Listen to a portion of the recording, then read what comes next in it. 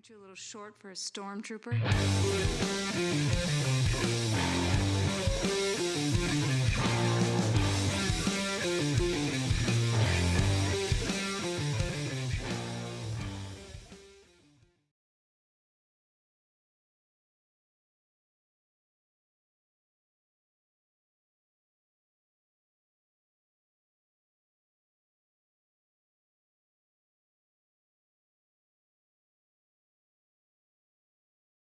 I'm trying to find a way to get your mic moving. So give me a second here. Because they can hear me, but they can't hear you.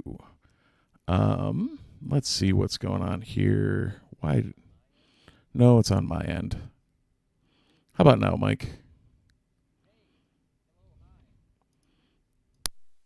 No, not yet. Hello? Hi? Hello? What's up? Great. This is a great intro to this podcast. All the audio listeners will be loving this. Maybe we can trim the beginning. Yeah. What's up, nerds? What's up, nerds? What's up, nerds? You're good. What's up, nerds? No, We're I'm here? good too. We're here? We're both here. Hey! What's up, nerds? Welcome to another episode of the Multiverse Report. Tonight, we're recapping the week's dirty news from Asgard to Themyscira and everywhere in between. My name is Mike Gibson. With me is Steve Howler. What's up, Steve? Just doing a take two. You just start right from the top. There. Go for it. Yeah, why not? We can just start right there. And so maybe if we cut out the beginning, then the audio people don't have to hear what happened. There we go. Or we can leave it in and it'll be a fun adventure for them to figure it out. And they'll get 2 intros. Maybe they'll come over to the YouTube and check us out here. Maybe. Probably not. Maybe. Probably not. So weird opening with some audio issues, but now we're cooking. And before we real start cooking, we should say this podcast is sponsored by Funky Town Comics and Vinyl, Camillus, New York, Cicero, New York. They just had a big record sale this weekend. They're not official partners with Record Store Day, but they do always have a big sale to coincide with that. Hopefully, they will be a Record Store Day official vendor in the future. Yeah, I guess that's all the business. Oh, no, of course not. What am I saying? The biggest business that Steve and I still aren't going to shut up about, the biggest business we have to talk about is that in a few weeks, Steve, just a few weeks, it's happening.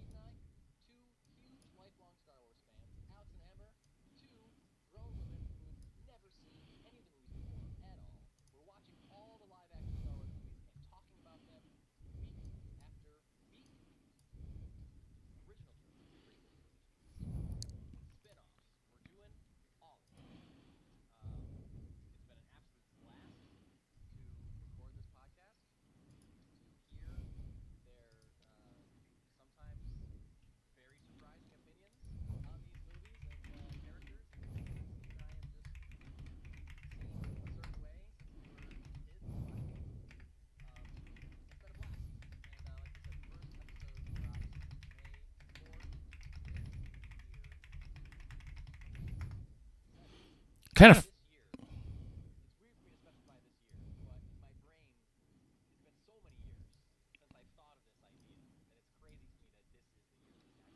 Yeah.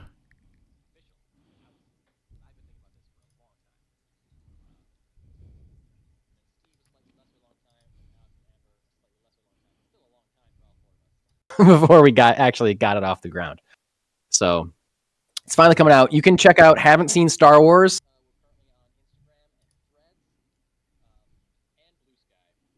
Such little engagement on Blue Sky. I don't understand. I personally have almost 2,000 followers and no one ever likes anything that I...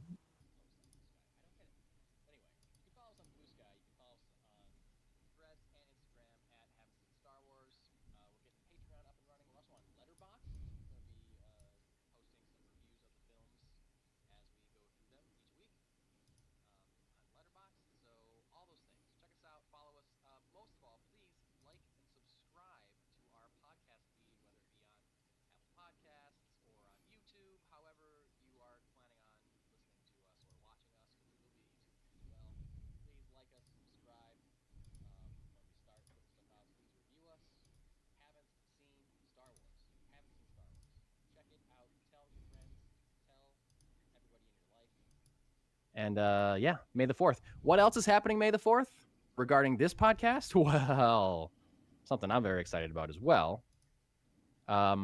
This will be our 4th year doing a yearly Star Wars ranking from the Multiverse Report. We'll be featuring 2 additional members. Our friend of the pod, Matt Beseda, who's been with us for the previous few years' rankings, will be joining us. And also a friend of the pod, Adam Karki, will be helping us out. So there'll be 4 of us this year. Going to hold off on what we'll be ranking so far. Maybe we'll announce that next week before. But you'll get a special Monday episode of the Multiverse Report, Star Wars ranking episode, 4th year in a row. We did the films, we did Force users, then we did the TV shows last year. This year, what is it going to be? Stay tuned. So yeah, you're getting multiple special May the 4th drops from Mike and Steve this year. You're getting our normal special ranking episode and a full new podcast about Star Wars. What the hell? You're welcome, people. You're welcome, people of the world. It's true. It is true. All of it. And we're even going to talk more about Star Wars starting right now. Literally, off the bat. Literally, starting right now. Most of the news that we're Most news that we're covering tonight is coming out of a thing called CinemaCon that happened this past week. CinemaCon, basically like a trade show, but where movie studios show off what they're going to be selling, quote unquote, to people who own movie theaters, right? Because people who own movie theaters depend on the success of films for them to make money, but they are not in control of those films that are being made, which is a weird industry to be in when you think about it like that. Your livelihood depends on somebody else's creative success. Kind of a weird thing, but yeah. It's also, that's how it started. Like there's these big presentations that we're going to be talking about where like Disney does a big, here's our Star Wars movie this year, here's our Avengers movie this year, these are all the reasons that you should put Disney movies in your theaters, AMC or whoever else is there, you know. It's kind of started like that, but they also have like, hey, here's this, you know, the new style of popcorn machine, whatever, is trying to like sell, you know, there's other corners of it too. We don't necessarily talk about that as much. We'll talk about the presentations from the studios. But also like in the last few years, I feel like CinemaCon is starting to become this like more kind of like a Comic-Con where like, you know, new trailers get debuted and new scenes from films, and there's our celebrities there. And like now the studios are inviting influencers and people that are going to like talk up what they saw and give reactions to the trailers and stuff that they saw, even though the trailers aren't like publicly made. So like it's kind of becoming more of a pop culture con thing than actually what it started out to be. Yep. Which is weird, but also we benefit from that because we get all this cool news about the stuff that we're seeing.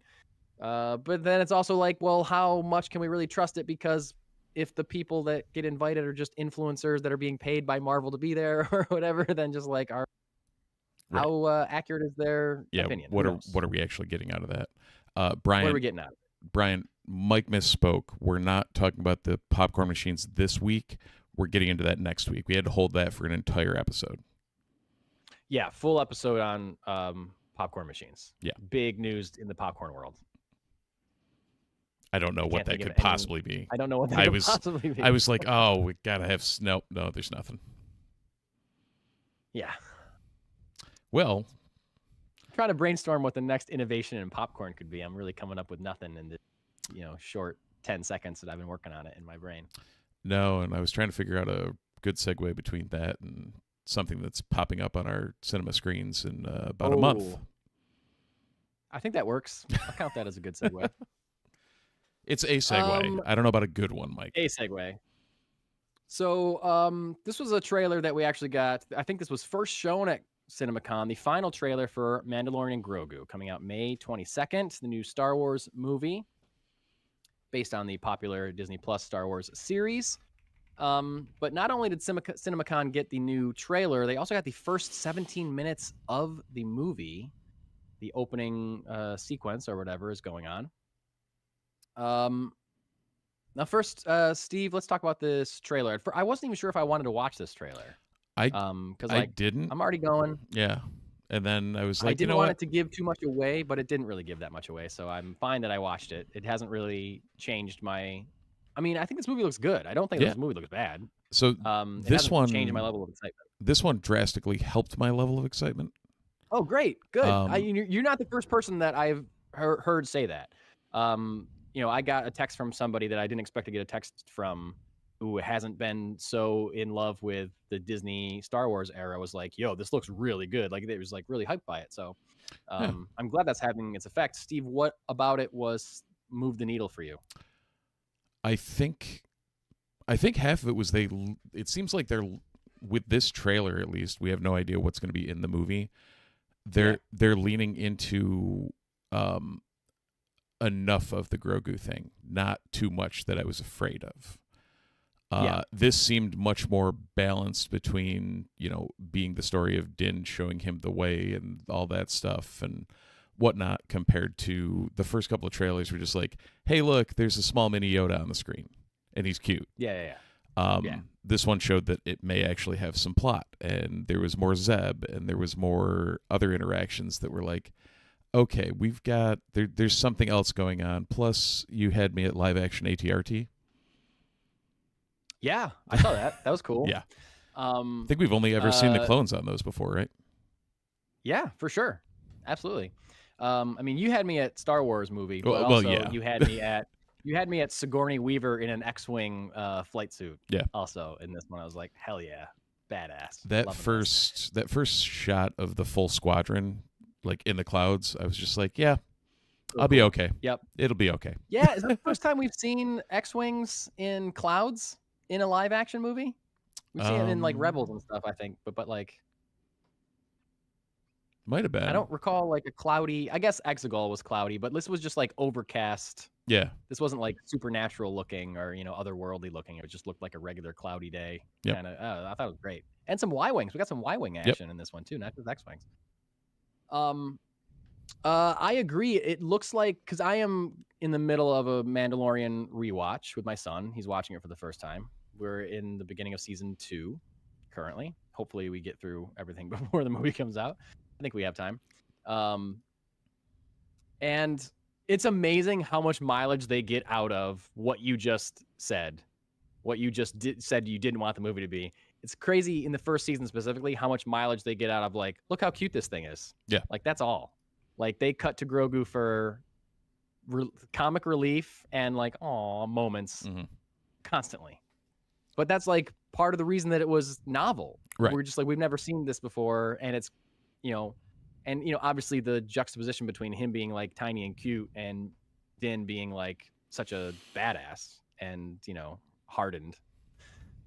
That's, like, why we love it. That's why we loved it. So, like, I'm getting reminded of that while I'm rewatching it. And then I see this trailer and Grogu's, like, doing shit in this, which is something that you and I were like, we'd like to see some development of Grogu. Can he, like, show some growth? Maybe he doesn't have to talk, but, like, whatever. But, like, they got him climbing up that robot and ripping stuff out to, like, help in the fight and stuff. Like, that's like one of the things I remember seeing in the trailer. And I was like, oh, he's participating. He's not just something that needs to be protected anymore. And I'm sure he does to a certain extent. But they are giving us a little bit more, which I'm excited about. Yeah. No, it eases my mind a little bit on the what I originally thought was going to be a very obnoxiously over the top cute movie.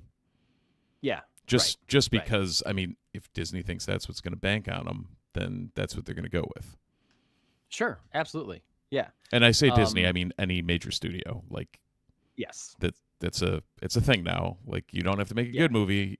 Look at the Transformers series. You have to make a movie that makes money. Right. Hi, all the Jurassic Park movies that have come out since I was just going to mention first Jurassic one. Park. Yeah. Yep.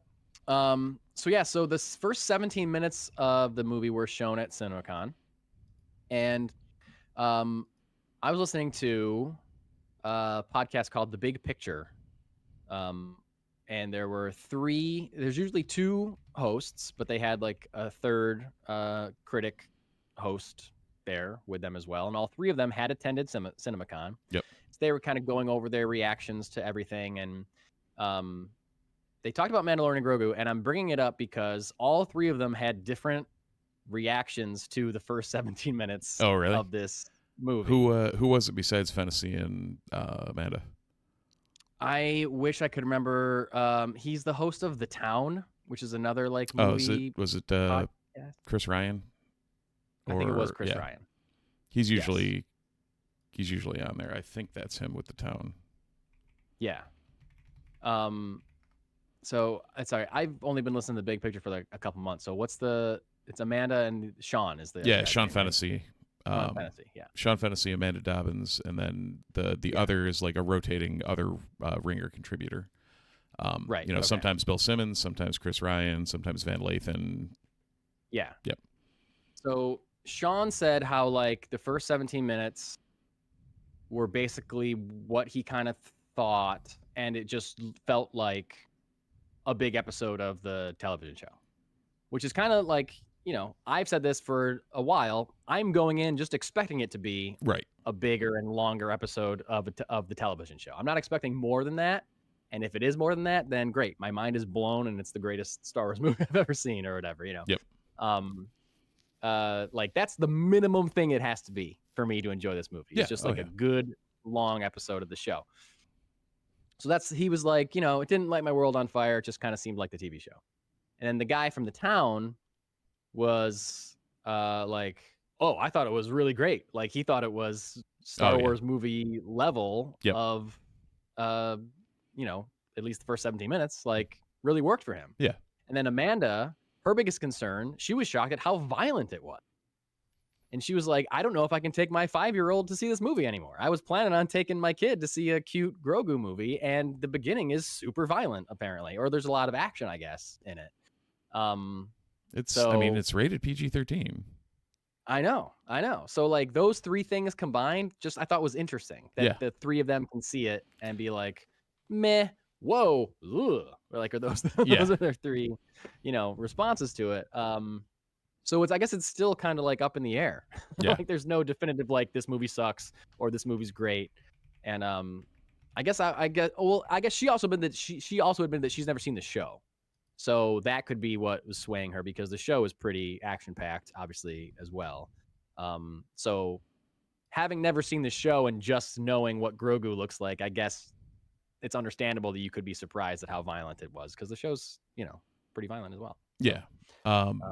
And to be fair, that actually may be praise from Fennessy, because he's usually pretty critical of Star Wars.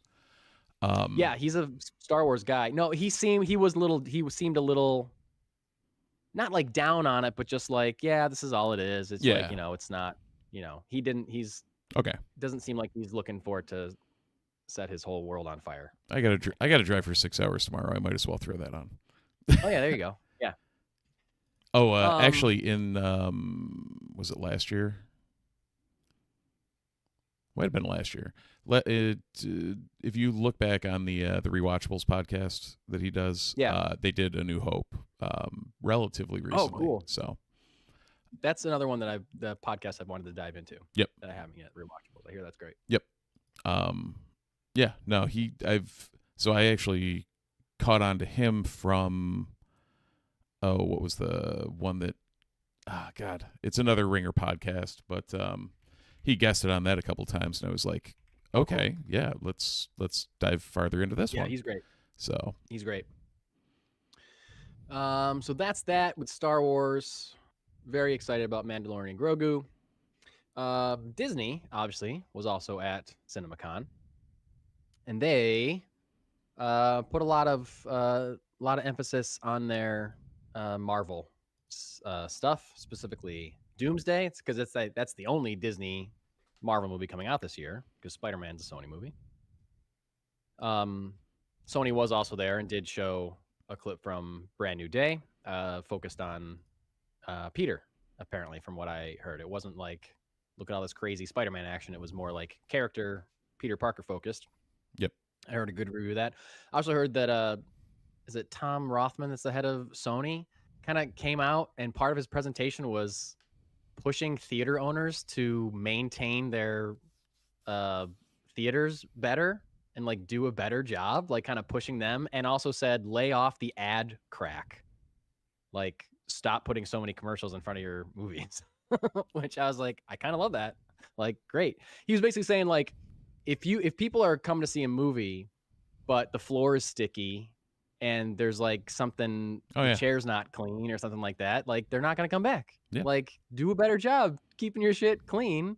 And then also they don't want to sit through a half hour worth of commercials. Like, you want more people in the door, give them a better experience. And I was like, hey, not a bad point, Tom Rothman.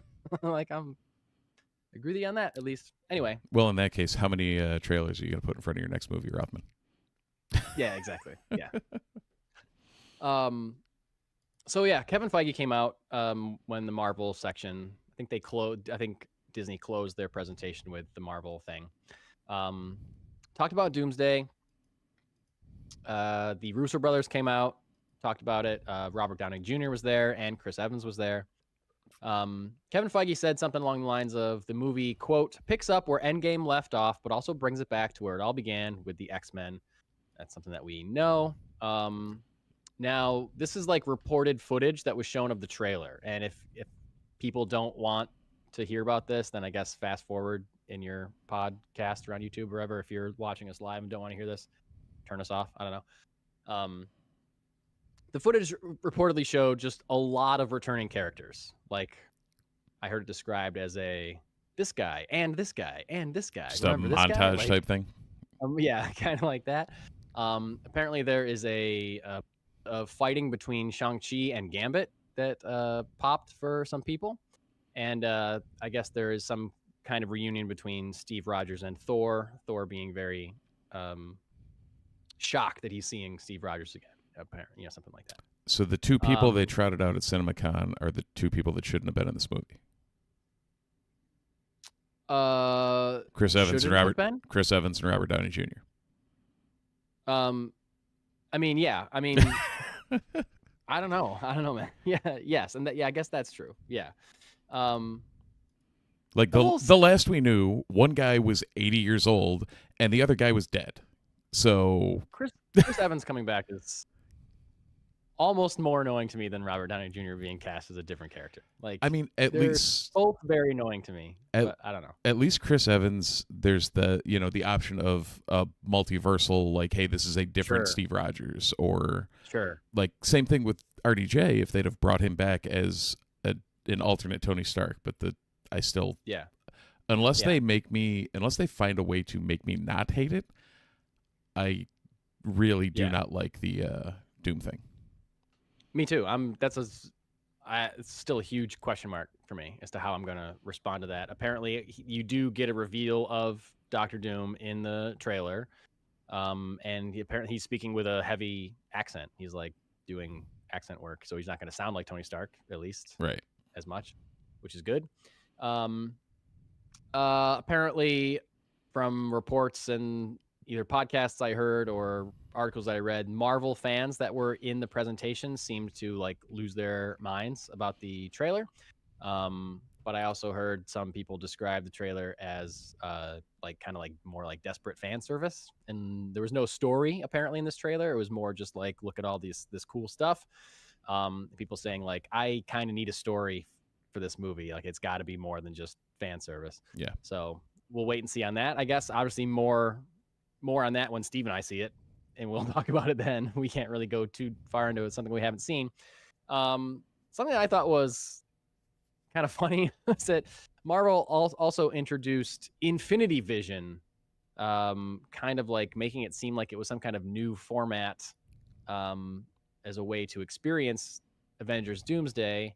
But it's not a format. It's a certification or a stamp of approval that from Marvel for non-IMAX large format theaters like RPX or whatever, like Regal has RPX and AMC has their own thing, that will play Avengers Doomsday. If they can play the movie at whatever standard of quality that Marvel deems acceptable, they'll like certify this is an Infinity Vision theater. It's not anything. It's just One more marketing gimmick.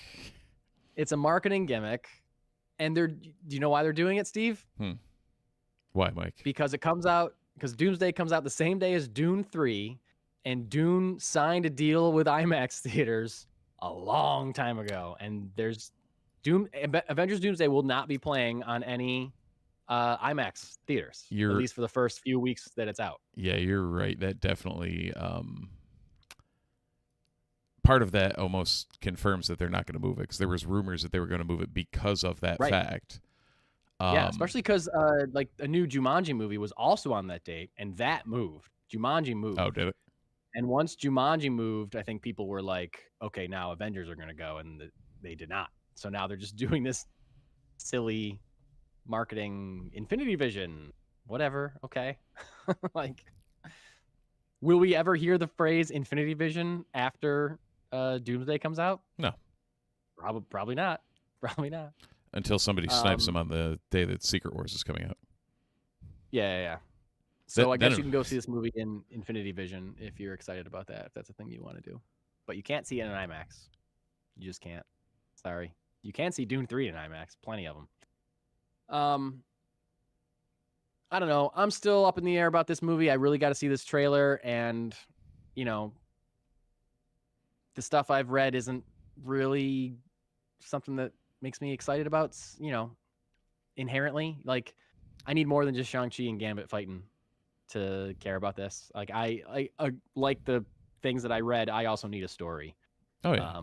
Yeah. I need this to be about something to really get me into it. So, well, the other thing, I'll see. The other thing we're seeing, and it seems just weird that if there's this weird multiversal thing and we're bringing back X-Men and all this other stuff, and you know, some sort of, I'd assume there's got to be some sort of allusion to, you know, Battle World moving forward or whatever. There's no, like, there's, from what we know, there's nobody we haven't seen. It just so happens that all these characters that we already know are the only ones that are showing up for this massive whatever's going on. And also, where in the fuck is Reed Richards? Was he? They're in this, aren't they? They're supposed to be, but like, if this is a Doom movie, shouldn't Reed Richards be like front and center on marketing? And like, historically, Doom and Richards are hand in hand. I mean, that's true, but I don't know. Fantastic Four didn't make $1 billion, and there's a lot of question marks around the MCU and its success, so they're probably playing it pretty safe. I don't know. That I agree with you. I agree. Yeah. It's like, I don't know. That's part of the reason why it's a big question mark. But then, like, I did hear that the Fantastic Four are in this trailer, but I don't know how. Right. Like, you know, Doom versus Reed it's going to be. Yeah, but then if no one really cares about Reed Richards, you know, if people care more about Thor than they care about Reed Richards, then it's going to be Thor versus Dr. Doom. But them playing it safe is part of how we got in this situation in the first place. Yeah. Like, they went with a, you know, safe concept and kept making movies that didn't change anything and went by the same formula, and like, I know. That's how we got into this rut, and now we're just going to get into a bigger version of the rut. You know what I see on Threads a lot? I see a lot of people talking about people that hate the MCU now are just like mad that it's not for them anymore, or mad that they outgrew it, and the MCU's always been great, and Avengers Doomsday is going to be amazing, and like, no. I think I'm sure there's some people out there that are, you know, the MCU's not for them. I'm sure that applies to some people. Yeah. I think there's definitely a middle ground. And I think you like standing up for myself and for you. Not that I like, you know, clap back at those people when I just see a random thread, because, you know, I don't know who you are and I don't care. But like, how can you, like, there's definitely been a dip in quality. Like, it's not like I'm the only one. No. Been a dip in quality in the MCU. And, you know, I think the ticket sales also kind of prove that the audiences aren't what they used to be for the MCU. So like, you know, I want this movie to be great. I don't know what, you know, I guess I don't know who I'm talking to saying that. I'm talking to random people on Threads that think I'm like Right. like just shitting on it because it's cool or something like that. Like, no, I'm not even shitting on it. I'm rooting for it. I keep rooting for it and keep getting let down by movies that I think aren't Yeah. very good. Besides Thunderbolts, and I like Fantastic Four. I like too, but like, Yeah. neither of those movies made me excited for this, which is why the first 3 phases were so cool, because they kept making me excited for the next thing. And it's been a while since a single Marvel movie made me excited for the next Marvel movie. So I don't know, man. I mean, if you You know look, what? No, Thunderbolts made me excited for Fantastic Four, because that clip was at the end of Right. Thunderbolts, and Thunderbolts was great.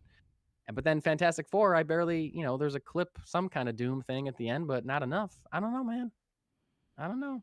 I mean, if you look let's look at Phase 5. Quantumania, which I still find better than most, but it's not an A+ by any stretch. It's Rough for me. not Bottom, really towards the bottom of my ranking for sure. Maybe at the bottom. fair. I For me. don't know. I hit the bottom, but I mean, I was thinking it'd be like a C. And that's about where I got it. It's pretty low for me, man. Pretty low for me. To each their own. Guardians 3 was an absolute A+, but it was also a complete Excellent. disconnect, and we'll not see another movie like that. Guardians 3 is also, in my opinion, the darkest MCU movie, hands down. Absolutely the darkest that exists. Yeah, I can see that. In the subject matter, in the way it portrays characters. You got like a bunny with a bear trap in its mouth. Like, that's some fucked up imagery in that movie. That shit is dark.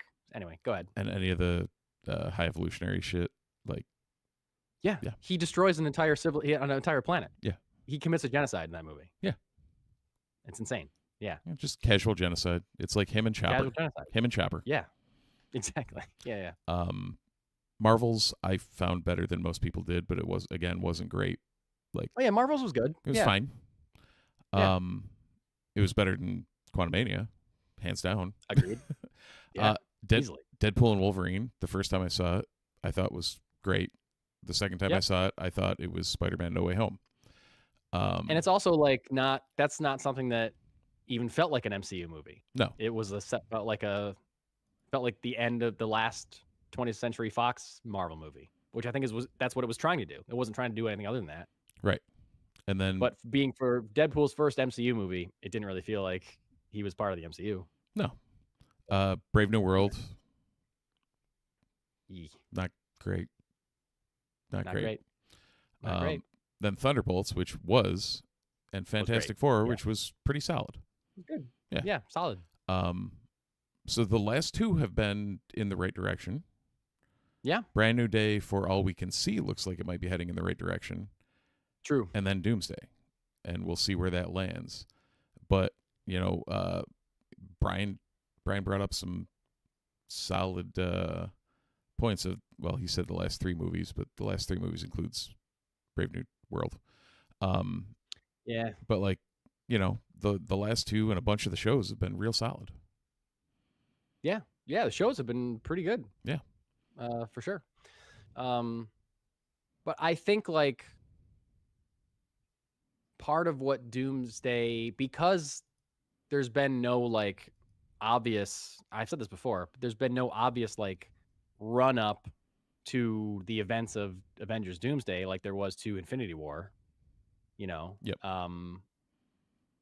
We're left with a movie that has to kind of introduce and service all these characters in a way that feels not rushed,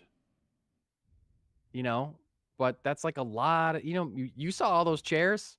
Yep. That's a lot of names. And it's either going to be a thing where, I was about to give 2 options. The most likely option is this is going to be similar to Spider-Man No Way Home or Deadpool, and they feel like any character that has already been in a previous franchise, they don't have to do any work for. They're just, we're going to use their nostalgia. I don't have to tell them who this Professor X is because they know Patrick Stewart. I don't have to worry about it. Well, that's a real good way to like minimize your audience, yeah. And not open any new doors. So anyway, I don't know. That's all I got to say about that. It's just such a question mark. And it's so much easier for me to assume negative things when you haven't done anything to assure me otherwise yet. I'm ready to turn around on this movie. I'm ready to see a trailer and go, hell yeah, that looks awesome. I cannot wait. I'm going to finish my MCU rewatch and get caught up just in time. I can't wait. I would love to do that. But nothing, no vibes of this movie has given me anything other than like, I don't know. That sounds weird. Right. We'll see. It's never been more than a we'll see. And it'll be it's going to be that until whatever, December 18th or whenever it's coming out. It's going to be a we'll see. Yep. It's going to be we will see. What's that? Superman Man of Tomorrow. Hell yeah. Definitely seeing that. Nothing but goodwill going for that movie at this point. Nothing but goodwill. Yep. And, hypothetically, that could change coming out of Supergirl, but everything in that trailer made me say, hell yeah, I want to watch that. Yeah. Yeah, for sure. Like, to the point where I'm now rereading Woman of Tomorrow. I want to do that too. Yeah. Yeah. Actually, I have it on loan to somebody, so as soon as they get it back to me, I'm going to read it again. Well, if I finish mine up before that, I'll toss it over your direction just to make sure you get it. Great. Yeah, awesome. We talked about this a little bit last week because they were casting for Man of Tomorrow. And the report that we read last week was they were casting for the character of Maxima, an antagonist, likely antagonist. But this did not come out of CinemaCon. This just was regular news that Adria Aronia has Bix Kayleen from Andor herself has been cast in an undisclosed role in Man of Tomorrow. Now, you would think that coming off the heels of the previous week's scuttlebutt about, one of these actresses is going to be Maxima. If it was Maxima, they'd come out and say it, but they haven't. It's an undisclosed role. And I remembered like a couple months ago, Arona's name was being talked about in conjunction with Wonder Woman. And there's rumors that Wonder Woman's going to be in this movie. So, I don't know. She's going to be in it, though. Yeah. This actor is going to be in it. Yeah. We don't know who she's going to play. If they tell us, we'll tell you. And but I don't know. Was it Fillion being cast as Gardner that had, there was rumors that he was cast as somebody else? That was a less prominent role. Maybe. I can't remember. There was this made me kind of think of that flip-flop. Yeah. That in the past we've heard they're being cast for this role that was much more minor, and they didn't want to disclose the other thing first, but they wanted to make it, or get it out that they're going to be in this film. It could also be a thing where sometimes if they're trying to keep a secret, then they could leak that they're testing for Maxima when that's not who they're testing for at all. They could even tell the people auditioning, you're reading for this part, and be like, okay, we know you read for this, but would you be interested in playing Wonder Woman? No. Could we that? Yeah. Yeah. No, I want to play the C-level secondary antagonist. So anyway, we'll see. I would love her as Wonder Woman. I think she'd be great as Wonder Woman. I think she's a great actress. She's great in Andor. That'd be cool. That'd be cool. But what did DC do at CinemaCon? They brought new footage of Supergirl. Both Millie Alcock and Jason Momoa came out and talked about it. I didn't really hear anything about it. I guess it was like them on a bus having to beat up somebody that was attacking them. It wasn't like, there were no big shocks or anything like that. And I didn't really hear incredible raves about this, the stuff showed, other than it was just cool. Couple of surprises. Surprise number one, I heard a number of people, including Sean Fennessy from The Big Picture, and also a noted nerd, and I'm trying to remember the YouTube show that he's on, Real Rejects, I think. Coy Jandreau. Oh, yeah. Recorded a video of him as he's running through the airport to catch his flight. A video of him raving about the footage, of Clayface that was shown in the auditorium at CinemaCon. And he's always been saying a that- big comics guy too. So like, Oh, he's a huge there comics seems guy. to Absolutely. that's a good sign for throughput there. Yeah, absolutely. Like him raving about it was really was what made me excited about it. And then I heard big picture guy saying like it was intense. Yeah. You know, like it's like they've been saying since they announced it, they've been saying it's a straight up body horror movie. It's a scary R-rated horror movie. And from all accounts, that's what this footage portrayed. It seemed to be intriguing. I heard it described as intriguing, scary, gross, and intense. And again, this is something that DC can do that Marvel can't do, really. And I'm very excited about it. And I hope this works so they can take more big swings and make more weird, outside the box, you know, movies like this. Who knows? So Clayface apparently is looking good. Bigger surprise for me, no mention at CinemaCon from DC about the Batman Part 2. Nothing. No talk about this filming, no talk about the stage of production that they're in, like nothing. Which is a surprise considering you would think a Batman movie would be something you'd want to remind people about. Yeah. But at the same time, it's also something you don't need to remind people about because as soon as they say anything that says Batman, the masses will be back. That's true. Maybe they wanted to keep the focus on Supergirl and Clayface because they didn't really talk Man of Tomorrow much either, other than announcing that it's like filming next week or something. But so we're about to get a ton of casting for that then. Likely. Yeah. Yeah. We're gonna start getting Man of Tomorrow news probably more or less. Just surprising. But what my hope. I'm hoping that the fact that they didn't mention it does not mean that it's going to get moved to next year because it's supposed to come out fall of 2020. Well, maybe that's why too, because it's not even supposed to come out in 26. Right. It's supposed to come out in 27. But so is Man of Tomorrow. You mentioned Man of Tomorrow. You can't mention Batman. I don't know. Man, yeah. I don't know. Hopefully it doesn't mean anything's off with the production of that movie. But one thing that is definitely, or I guess not definitely, but in talks to be on with the Batman Part 2 is the role of Christopher Dent. You and I, Steve, have talked a number of weeks, every once in a while, about like this person's rumored for the role of Harvey Dent's dad. This person's rumored. This person turned it down. Now, apparently, Charles Dance is in talks for the role of Christopher Dent. Charles Dent played some Lannister. What's his first name? Tywin Lannister, and not Charles Dent. Charles Dance. What's that? You said Charles Dent or Charles Dent. Oh, did I say Dent? I thought I said Dance. Charles Dance in talk for the role of Christopher Dent. Yeah, Tywin Lannister from Game of Thrones. He was also in a couple of the Godzilla movies. He's been all over. He's been in a bunch of stuff. A ton of things. Yeah, a ton of things. He was in Alien 3. That's right. He was in Alien 3. That was a movie. It was. Some people love it. Still don't get that one, but no.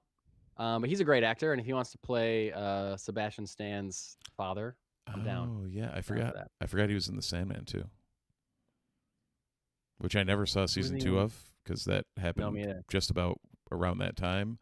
He was Roderick Burgess, which fits perfectly. Oh yeah, that's right. I remember when we talked about it, I was like, that casting was just great casting. Perfect. That was great casting. Yeah. Man, I really wanted to watch season 2 of that show, but I just couldn't. I may at some point myself to watch like the Neil Gaiman thing after all those reports of him. I may circle back at some point, like down the line, but yeah, when that all came out right around the same time, I was just like, nope, it's not happening. I just because we had just seen him live, which was it wasn't. I don't think it was when it came out, but like it had been announced, I think, shortly after. But like we had, it was probably like 2 months after we saw him here in Syracuse with the scandals with broke? Art Spiegelman, that the scandals broke, and I like, and that, to be fair, that conversation with Art Spiegelman was absolutely amazing. It was great. Him being whatever the hell he is, notwithstanding. But A monster? I bought a signed copy of Sandman book 2 that has never been opened because I'm like, Yeah. okay, so much for that. I sold my copies of Sandman at a garage sale last summer. Yeah, I was like, I don't think I can ever read these again. If I want to, I'll just buy a new copy but like I'm fine getting rid of these at this point. So haven't missed them yet. So something else that was shown at CinemaCon, the first 7 minutes of Dune 3, described from several things that I read / listened to, described as Saving Private Ryan but with lasers. Okay. I'm down. Honestly, as of right now, again, Dune 3 is winning the movie that I would rather see on December 18th so far. Yep. But I've also seen a trailer for Dune 3. I have not seen a trailer for Avengers Doomsday. Just because I would rather see Dune 3 doesn't mean I won't see Doomsday first. Because I feel like it's more likely that Doomsday will be spoiled for me than Dune 3. So I may have to choose to see Doomsday first just so whatever happens and it doesn't get spoiled for me online. But I would agree on that. That's if it comes down to which do I have to see opening night, I would much rather see Dune. I will probably likely see Doomsday. Yeah. Yeah. Yep. Probably same. We also got a trailer this week, not from CinemaCon. We got closing things out before we get into comics with 2 other trailers that came out this week. One for the new full-length trailer for Street Fighter, the Street Fighter movie. That really just kind of looks like a big live-action cartoon with crazy fight choreography, right? And what else could you really want? No, they leaned into making a Street Fighter movie, like we saw from the teaser. We're like, you know what? They're probably gonna this looks like they're making a Street Fighter movie. Yeah, that looks like the game. And holy shit, like I don't know, this trailer made me really excited for this movie. Like really excited for this movie. I can't say I'm really excited, but it definitely looks like a fun time. Yeah. When the teaser, I was like, I know what they're going for, but I can't tell if this is going to be good or terrible. I can tell what they're going for, but I don't know if they're going to hit it. And this trailer made it more look like they hit it. They hit the tone right. And it does look like silly and fun, but also like I said, the fight choreography looks excellent. Yeah. So down with that. Down with Street Fighter. It's coming out October 16th. I'm sure we'll see more from that as you go. We also got a very short, less than a minute teaser trailer for Godzilla -0, sequel to the incredibly well-received and excellent film Godzilla -1. Steve, did you get to see the Godzilla -0 teaser? I did, and it just looked like a Godzilla movie, which it did. That's what it was supposed to. That's what it's supposed to. There's a weird thing where I like that it's the same characters. I like it's the continuation of like that family's story, I guess, from the first one, because that was such a driving part of that movie. And that he had to at least double in size after being reborn. Yeah, he looks enormous. Yeah, the 2 shots of Godzilla in this are like, whoa. Well, okay. definitely that closing shot was extremely intentional, because when he enters the frame, I was like, scene, frame. There we go. Yeah. When he comes into frame, like it's intentionally shot so that it looks like he's smaller than the Empire State Building, which is about what we would have seen. Statue of Liberty, which is about what we would have seen in the prior in Godzilla -1. And then it cuts away as he it shows that he's behind it and that he's goddamn enormous. Yes. Yeah. It's like, oh, that's just and again, much like the first one, it's just so perfectly shot. Yes, it's so perfectly shot. And my thought when I saw that ending was like, oh, okay, so the first movie and yeah, I've read that there are like people that have been critical of its portrayal of Japan after the atomic bomb. from my standpoint, I can only speak from my standpoint. I thought the way it dealt with that and showed that was very powerful. You know, maybe it wasn't completely factual, but it certainly was a great driving point for the story and for our main character as he's like dealing with just loads of trauma in different from different things, in different ways. But if the story, and like that story was really deep, it was a really deep story, and it said talked a lot about Japan, talked a lot about trauma, and a lot about like death and, you know, war. Had a lot to say about all those things. So now the same filmmaker that made that movie is making the sequel to that movie, and it's going to be at least partially about America. Like that made me excited to see like, oh, well, what's the social commentary going to be about America in this movie? Having the previous one having dealt with the actions of America, but in an abstract way. Right. What's going to be like when Godzilla comes to New York City? Very excited to see that. I was kind of thrown by the one shot in the teaser where the main character's like flying a plane through some weird like suspended stuff. That looked almost like too supernatural based on, because the first one is the world is a normal world except there's a giant lizard dinosaur. Yeah. Like Godzilla seems like the only non-realistic thing in that world. Everything else is totally normal. Right. But this seemed like more than that, more supernatural, which was a surprise based on the first movie. But I guess we'll see what that ends up being. Right. Could be nothing. Who knows? Who knows? Godzilla Minus Zero comes out November 6th. I am pumped for it. I will be there. I do want to roll back to Street Fighter for a second because... Okay, let's roll on back. That cast is just weird and kind of awesome. Jason Momoa is going to have a good year. He's having a good 2026. And that's coming off a good 2025, too.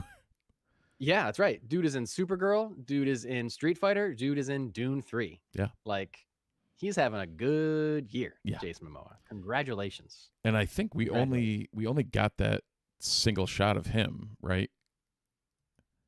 Pretty sure there was only... In Street Fighter? I only noticed him once. Yeah, unless it was one like something that happened really quick. But as you can imagine, a ton of, wrestlers, because it's going to be tough to find. Got to be big and bulky. And it's not like you're going to find a stunt double. And like wrestlers inherently are actors. Some are much better than others, but like that's what they professionally do. But the David Dastmalchian as Bison is great. I guess I didn't. Yeah. Did we see him in the trailer? Yeah. Saw him from the back. I didn't see his face. Okay, I believe you. I thought it was him. Oh, maybe I just knew he was cast as him or something. Oh, I don't know. Yeah. I must have at some point and forgot, but. And it took me the entire trailer of watching to realize that, is it Balrog? Yeah, 50 Cent was Balrog. Balrog's from Lord of the Rings. Balrog was one of the fighters in Street Fighter. Oh, yeah, you're right. Yeah. He is. Oh, yeah. He's the boxer? Yeah. Oh, yeah. Okay. Yep. I was like, Steve, Balrog, come on. You're better than this. We're not in the Mines of Moria, my friend. Rings, my child. Yeah. I did not notice that was 50 Cent. That's wild. Yeah. The wrestlers dove too deep. They got too greedy. Yeah. So funny. Steve, do you have a comic book to review? I got a comic book to review yesterday as they were closing because I was down there picking up my pull and did not get a chance to read it between then and now. All right. I don't even have one to review at all. So great. I'll hit this one up next week. But it is actually, it involves everyone's favorite giant lizard dinosaur thing. Oh, cool. It is Godzilla and Romeo and Juliet. Wow. Okay. Who is publishing that? It is. Hold on. Hold, please. Because we've seen a lot of Godzilla fighting everybody, and it like he went through the DC universe, he went through the Marvel universe, he did some like Power Rangers. I Yeah. think so like some indies So- picked him up too. So like, Well, who this is is doing? this is publishing IDW. Godzilla? IDW. Yep. Okay, yeah, I think that's Power Rangers too. So yeah, that makes sense. So I did I thumbed through it, and it's all done in the